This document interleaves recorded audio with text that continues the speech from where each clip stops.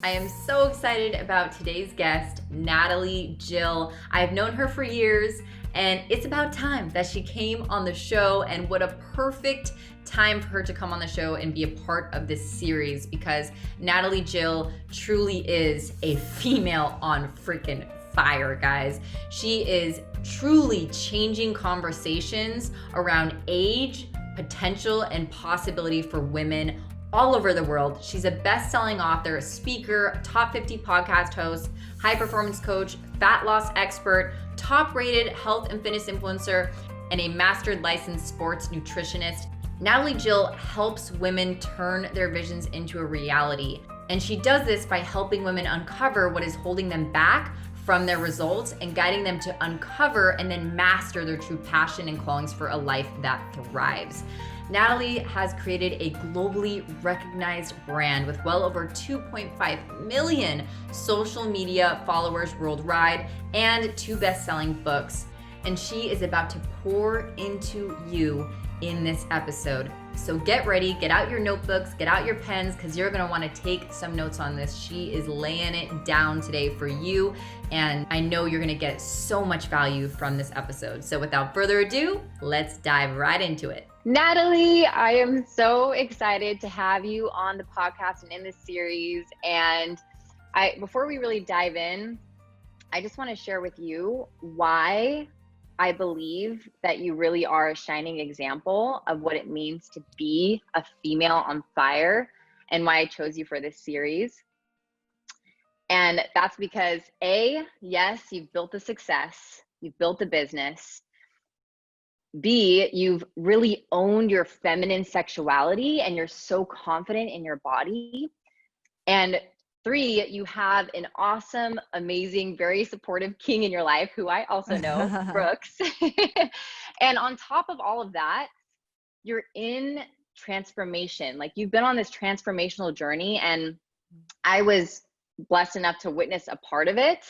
And I was actually trying to remember, I was thinking back, like, when did I first meet Natalie? And I remembered it was that wedding. So I met you at a wedding. Oh, yeah. And I was like, and I was even thinking back, I'm like, whoa, and that was a few years ago. And even from that point, like, I've seen you transform so much from then.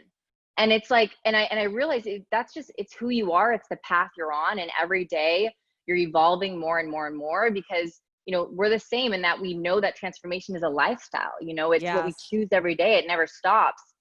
And so I just wanted to acknowledge you for all of that and what I've witnessed and seen in you personally.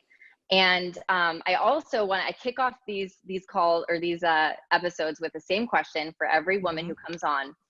And I wanted to ask you, so what is something throughout this transformational journey that you've been on that you would say that you used to hide or mute or dim about yourself, that you like reactivated and reignited through your journey to become the female on fire that you are today? Gosh, that's such a great question. And I've actually thought a lot about that. And this is one of those things, my answer is going to resonate with people that get it. And then people that are where I was, they're not going to understand it. So it's kind of a challenging answer. But I would say connection. It's actually connection. And if you had asked me, even 5 years ago, if I was a connected person, I would have said, of course I'm connected, but I don't think I truly knew what it meant. I think I was a great performer. I was a great hard worker. I was great at sales. I was knowledgeable. I had a lot of things working for me then, but my heart, like my true heart and connecting with people and understanding, I don't know that was fully there then. And I think that's what has really crossed me over, is that awareness where I truly feel connected to people. And I think it's the answer to so much now.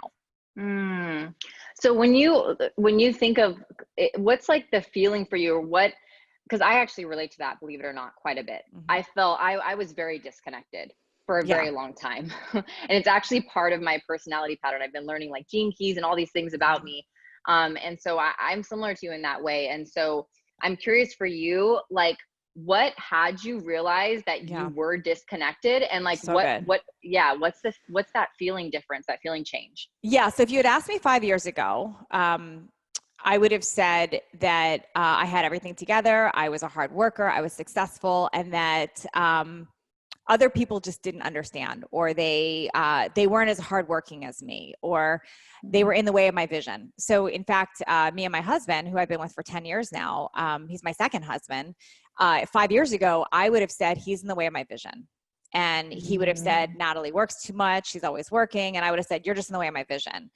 What I know today, what I didn't know now, is that he was very much right. He was very much right, because I was looking at work as an external validation. Like it was a way to prove myself, or to say that I was worthy, or I was doing something. And you asked me what gave me this awareness? What gave me this awareness was a trifecta of things that had to go wrong. So what happened was my business stopped being profitable. It was generating a lot. It just was, there was something missing. Something was not working, and I was losing money. Then I physically had to get injured, which slowed me down, and it had me thinking. And the third thing was my husband, who was my second husband, was saying he didn't know if he wanted to be married to me anymore. So this whole trifecta interrupted me to, wow, I thought everything was working, and I knew how to manage and grow and be successful, and there's something wrong with everybody else, to holy moly, maybe I'm actually the problem. Wow. Okay. So when you had that moment of, which I'm sure was very painful and incredibly uncomfortable, you obviously pushed through.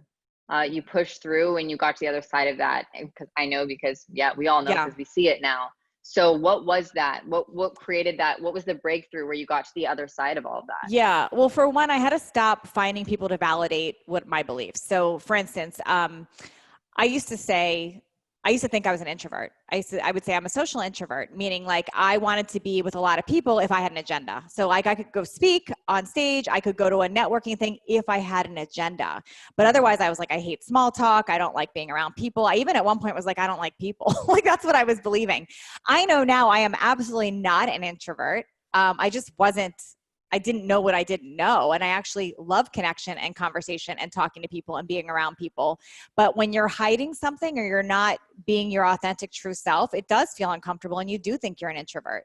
So in that time, I was validating all my things. I was validating that, perfection was, you should be perfect. You should not show feelings, that people that showed emotions were weak. I had this whole arrangement of people in my life that validated and supported that. So I stayed in my little bubble of, it was like a self-righteous bubble. Like, this is the way to be, and this is right. And I remember when I first started entering into personal development, which by the way, I fought tooth and nail going into. I did not want to go to personal development. And I will say now, if you are somebody resistant to personal development, you need it more than anyone, because that was definitely, but I was super resistant to it. And I remember when I first got in there and got past the, like, I hate this, and I started getting actual real feedback, it put me into a downward spiral initially, because I had built up this whole story of perfection and why I was so good at things, right? So now hearing these things in my gap put me into like a breakdown of like everything crumbling down. Yeah, like, is this all been fake? Is this not really who I am? It threw me into a lot of confusion. And I remember actually talking to a facilitator at one of the personal development workshops I was at, him, Chris Lee. And I said, I'm in a breakdown because I'm used to believing I can achieve everything. I was used to believing that I'm masterful at these things. And now I'm hearing all these things, and now I'm scared to go do anything. And I remember him saying, good. I was like, what do you mean good? And he said that, he told me that life's an awareness game, that you have to have you have to be aware of this in order to move forward. So when you ask me, like, what was the change on that? The change was things in my life had to stop working. And that's usually what happens to people. Like, things have to stop working for you to be open to seeing that there's a different way. Because if things are working, it's very hard to change. Yeah, that's true. And it's that I love it, that life is an awareness game, because we can't fix or change something if we're not aware that it even exists. Yes. So I think a lot of people are walking around in denial. They just think they have it all together. And until something happens that shows you otherwise, it's hard to change or want to change. Yeah. It's so true, man. I can't remember if it was Chris Lee or Jenna. One of them told me that you and I were actually it's like what you are saying right now. I'm like Mhm. over here nodding. Yeah. Like, if you guys can't see me, I'm literally like nodding to everything Natalie's saying. Cause I'm like, holy smokes, literally me. I used to say I was an introvert. I used to say that I was meant for behind the scenes. That was like the thing that I would like truly believed that, you know? And I used to like avoid social settings and networking events at all costs. And if I had to go, I was the one, like a wallflower glued to my Oh, me phone too. to disconnect, right? Because I Yeah. didn't want to, yeah, that was Yeah. totally me.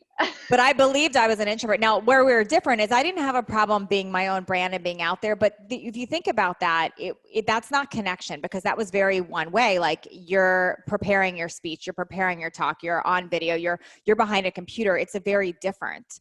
But put me in a setting where I was talking with a bunch of people. Again, if it was agenda based, I could do it. But just sitting there and talking to people and getting to know their story was very challenging for me. And now it like fuels me. I love that now.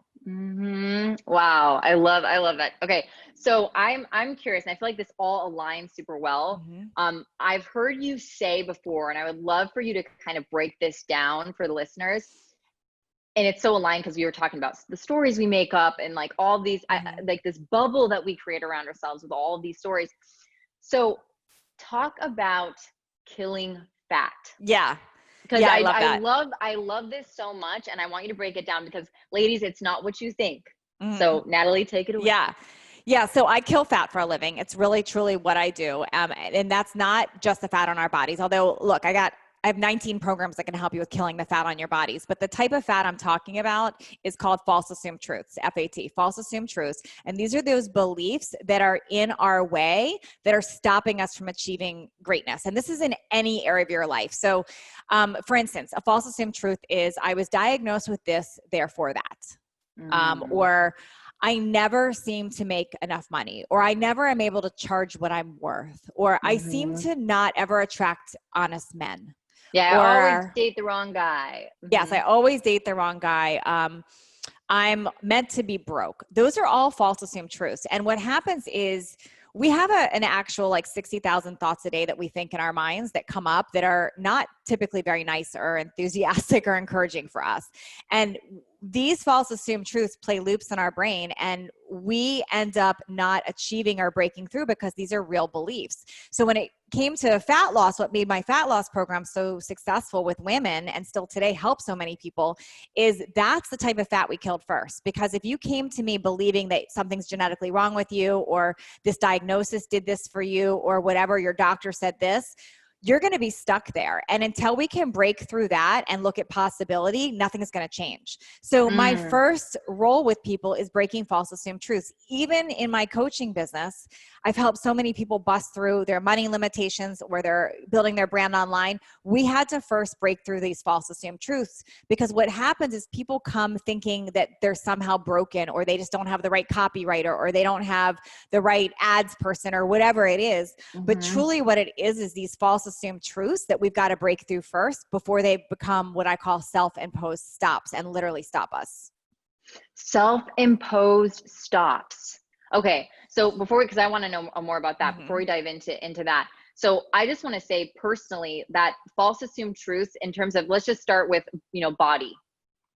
I used to be one of those people that used to think these are just the cards I was dealt. So I was teased a lot and bullied in school for my body because I was a stick. So they would call me toothpick. They would never call me by my name. I used to eat lunch in the girls' bathroom stall just to escape all of it. I used to get prank phone calls from girls just being nasty. Oh, there's a Burger King that just opened up across the street. You should head there, And so I had this belief. I was like, you know what? This is just a false assumed truth that I had was this is just how I was born. This is the cards I was dealt, and that's it. And something happened where I decided, you know what? I'm just going to test that. I'm going to test that theory. And this came years later. And I literally went to the gym twice a day. I had this like motivation that rose out of me because I wanted to really test my limits, because I had set a limit for myself. I set this like cap, I put myself in a box. And I was like, I just want to see, like, just for like kicks and giggles, like, I really want to see, is this possible for me? And I went all in and I freaking built my curves. Every curve that I have, I built. My butt is muscle. That's it, right? I built it. I love it. It was, and that's what really, like, that for me, my fitness. And I love that you said sometimes it starts with that kind of outer to then work you to the inner transformation. So the way that you work with women is first, okay, let's work on these outer, goal, results that you want.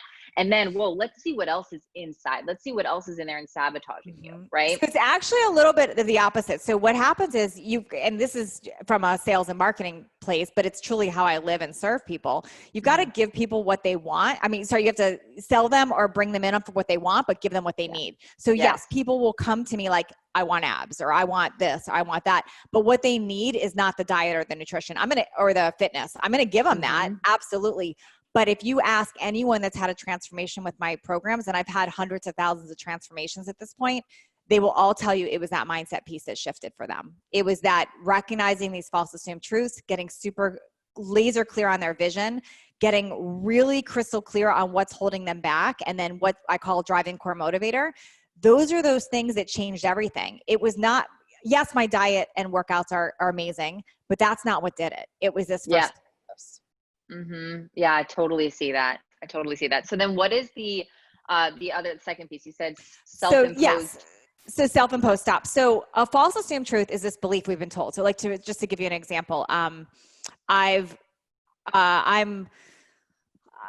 had a hysterectomy, therefore my doctor told me I was going to gain 30 pounds. Okay. That's a false assumed truth. Okay. And the reason it's a false assumed truth is there somebody else that had a hysterectomy that didn't gain 30 pounds on this planet? Yes. As long as there's somebody else on this planet that did that, it's a false assumed truth, because that just means that somebody told you that based on whatever their knowledge is, whatever their stories are, whatever their experience has been, and now you've believed it. So what happens then, your doctor tells you that, so now it becomes a self-imposed stop, because you think no matter what I do, I just had a hysterectomy, I'm going to gain 30 pounds. Therefore, it doesn't matter what diet Natalie gives me. It doesn't matter what butt exercises Ashley shows me. It doesn't matter, because I'm going to gain 30 pounds. So now you start thinking different thoughts, you start taking different actions, and you gain 30 pounds. That's because that has become a self-imposed stop. Where you can kill fat is, the doctor told me this. Okay, I'm going to find evidence of something opposite. So I'm going to go on Google and find other people that had a hysterectomy and lost 30 pounds or had amazing results or whatever. And you always find what you're looking for. Yes, you're always going to find it. So I'm going to now, okay, this person did that. Now I'm changing my thoughts. So my thought is, I'm having this, but this is what's going to happen to me. And now you're going to take different actions. So it doesn't ever get to a self-imposed stop, because we've killed the fat.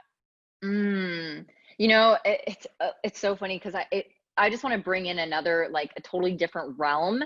Let's say relationships, like dating, right? I had this woman that I was close with, still I'm close with, and she would always say all the time, there are no decent, good-looking men my age. Like, all the time, like all the time. There are no decent, good-looking men my age. All the men my age are either taken, like she had this whole like written up story about it. And guess what? She literally she wouldn't even see him if he was sitting right in front of her, because we always find what we're looking for. So true. I challenged her. And I don't know if you've ever read Byron Katie's work. Do you know Byron Katie? No. Okay. I highly recommend. And for those of you listening, highly recommend. She has a book called Loving What Is. I'm pretty sure that's the name. But anyways, she has this question. It's a pattern interrupt question. And she says to ask, can I know with 100% certainty that is true 100% of the time? Like, can I know with 100% certainty that that's true? And I asked that, and she was like, well, I haven't seen it, and it's like, I had to keep interrupting. I worked with her on this, and literally it was true. There was a guy who was sitting in front of her the whole time who she ended up dating, and she was friends with him, and now they're still together 3 years later.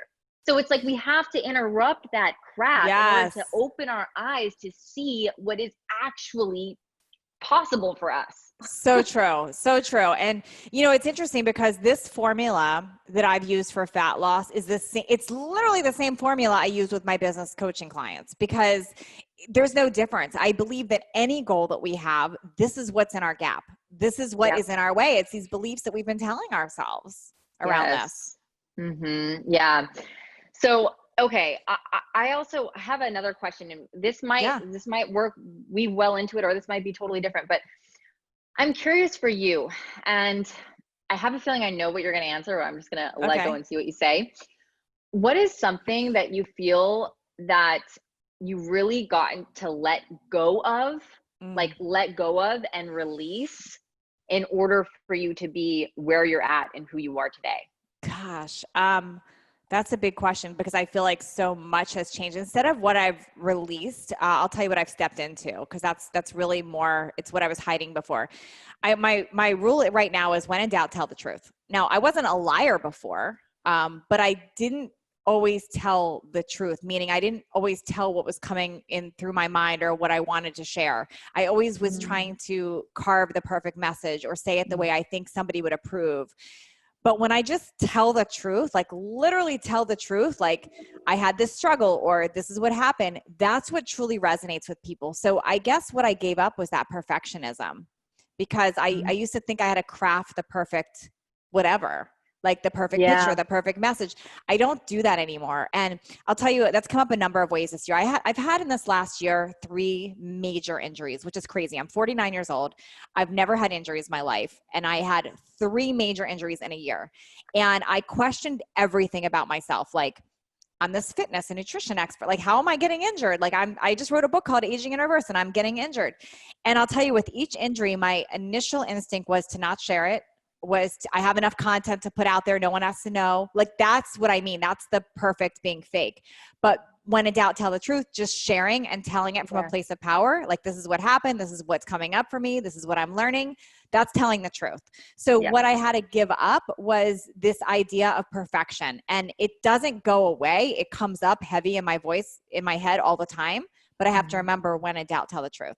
Yeah. And that resonates with me. I'm sure it resonates with those of you listening.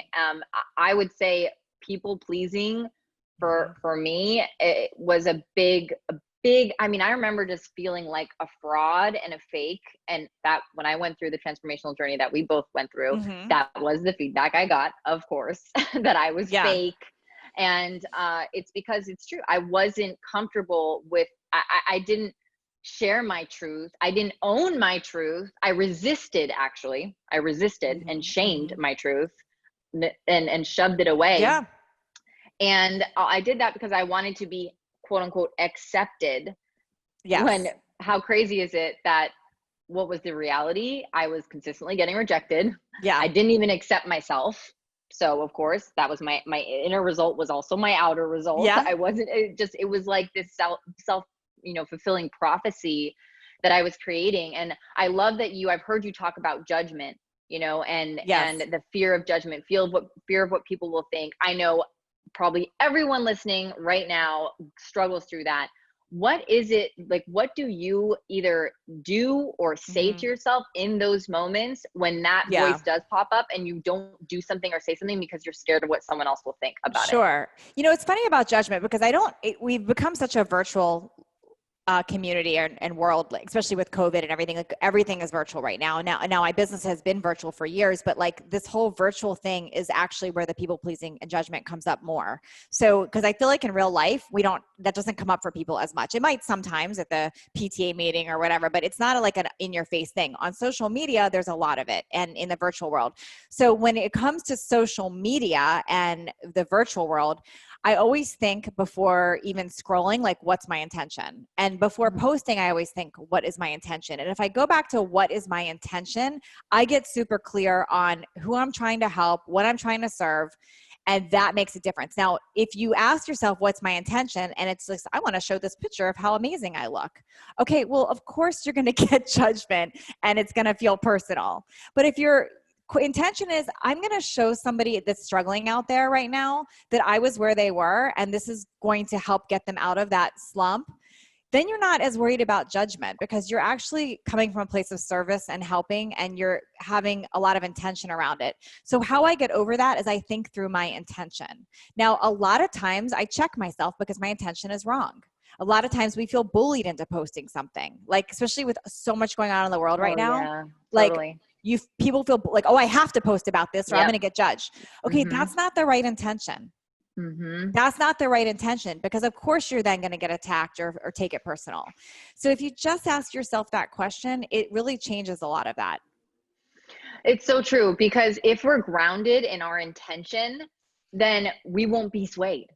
We won't be Exactly. swayed. You know what I'm saying? If we're doing this surfacey thing that's not even a true, like we're not grounded in the intention from it. We're of course we're gonna be we're not grounded. We're not rooted. Mm-mm. So when we're rooted and grounded in our intention and we know our why, we're not gonna feel. It's like Preston Smiles. I repeat this a lot, but he said this story once of, if someone were to come up to you and say, Natalie, you're a blue frog, you'd be like, all Yeah. righty then. Yeah. You probably laugh, Laugh. walk away, whatever. But it's like, why does that not affect you? Because you know that you're not a blue frog. You are grounded in Yeah. that truth. Like there's no shaking there. It's like, that's ridiculous, right? Yeah. And so I Yeah. love that you said that, because that right there, forget the fact that yes, people will judge. It happens. That's a reality. People will judge. Will it affect you? It will not affect you as much if you're grounded in your intention. I love that you said Yes. that. So So I important. used to get really triggered if somebody said I was fake anything. And I was like, why am I so triggered by that? But the more I've shared literally everything in my life, like there's nothing I hide. There's nothing you could say that's going to trigger me. There's just really Yeah. nothing, because I just know that I've put it all out there. Like when you tell the truth, there's nothing there to trigger you. When you're hiding something, there is. There's a quote I just read. I want to say yesterday, or maybe it was even today. It said, the most powerful person in the world is the person with no secrets. Yeah. And I think that's incredible. Like that's literally incredible.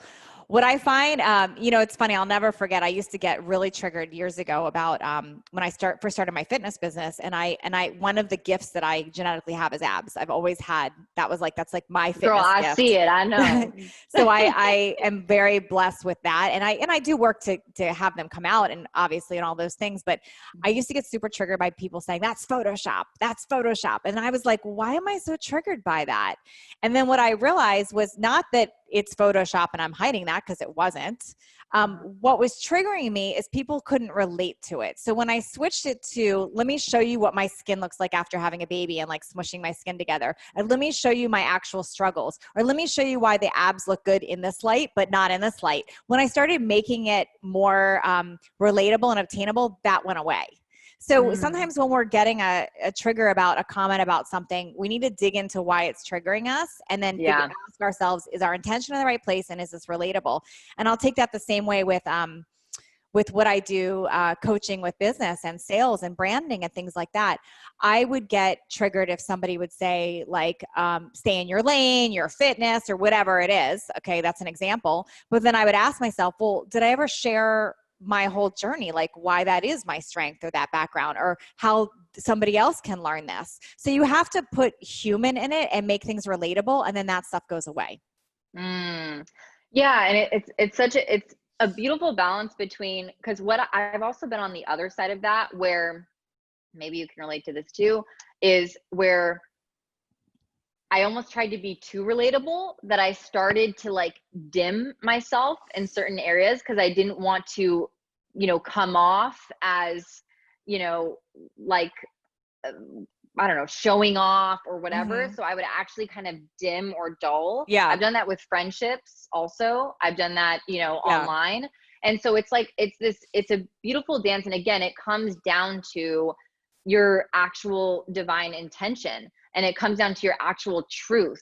Because if you're just posting something to get external validation, like you said earlier, then that's not in alignment, and that's not going to feel good. But if you're actually doing something because you have the intention to inspire and evoke something in someone else, coming again from a place of service, then you kind of see what I'm saying? It's like a balance between completely owning every part about you, And I think what you're actually saying is it's showing all 360, the 360 view of you. Mm-hmm. That's actually kind of what you're saying, right? It's like Yeah. we, a lot of times, especially women, we're afraid to show that stuff.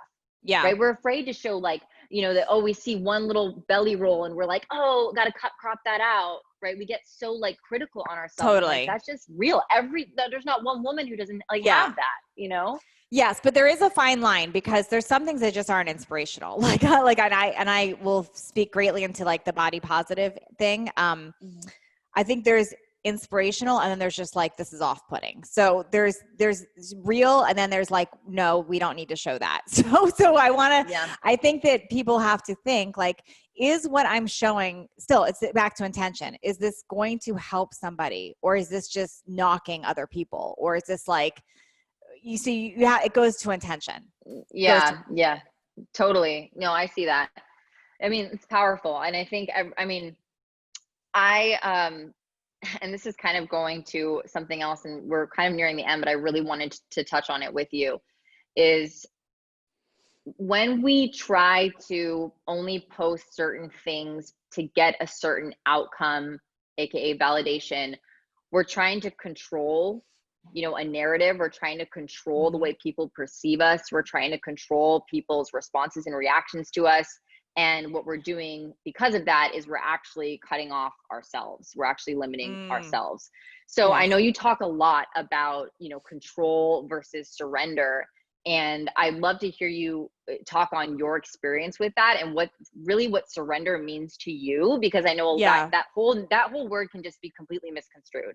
So I actually have the word surrender tattooed on my arm, and because it's that important to me and I forget it all the time. So it's a critical word.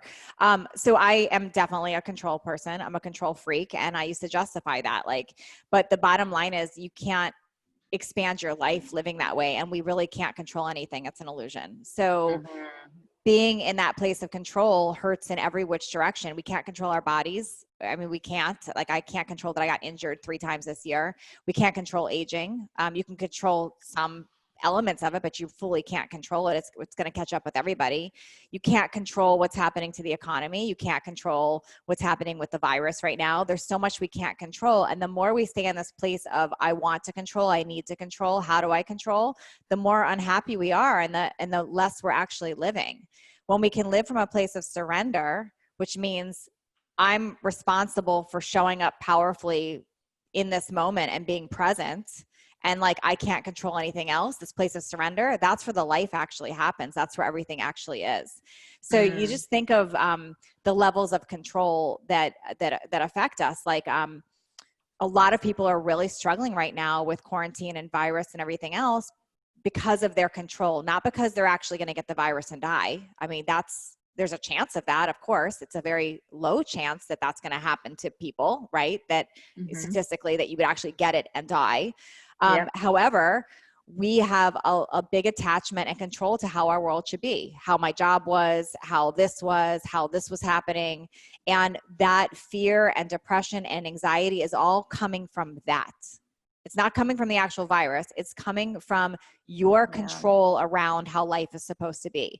When you can surrender, that's in this moment today, in this powerful moment, what are the gifts? What are the gratitude? What can I control? What is actually in my place? And to give you an example, these last 5 months have been super amazing for me and my family.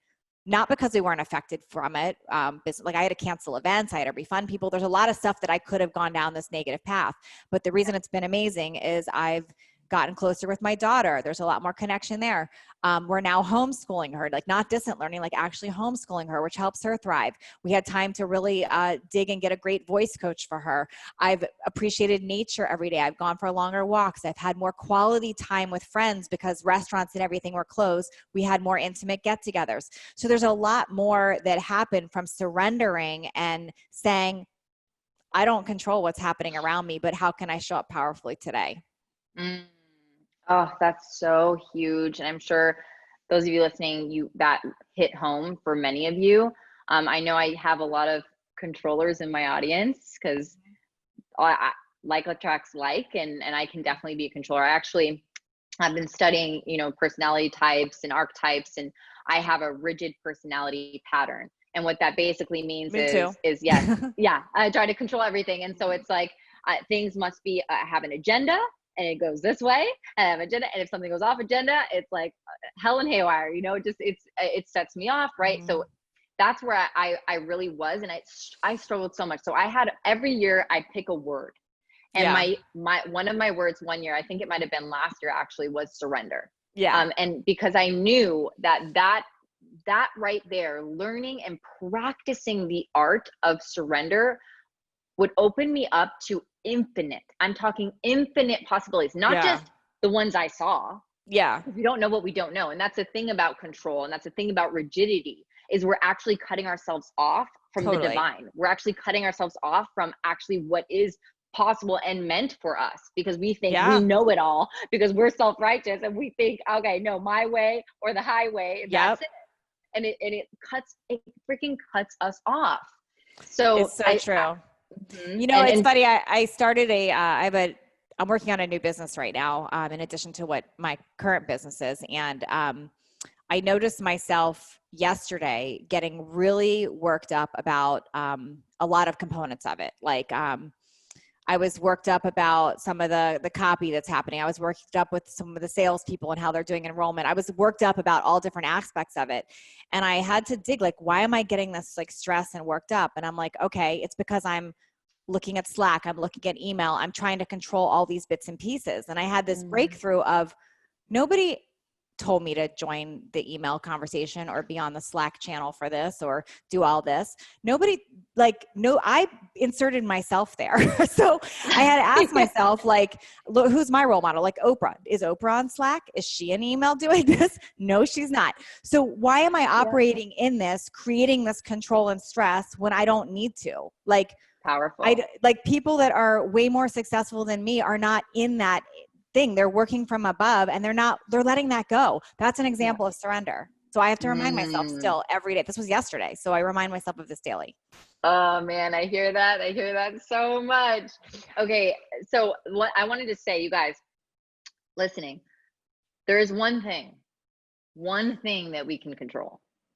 That one thing is our interpretations about all the neutral stuff that's happening all around us all the time. And our interpretations are what's creating the reactions that we have, right? Like it's what's creating the pain, the misery that we feel inside, right? So it's like, all these things that, you listed all these things. We can't control this, can't control that.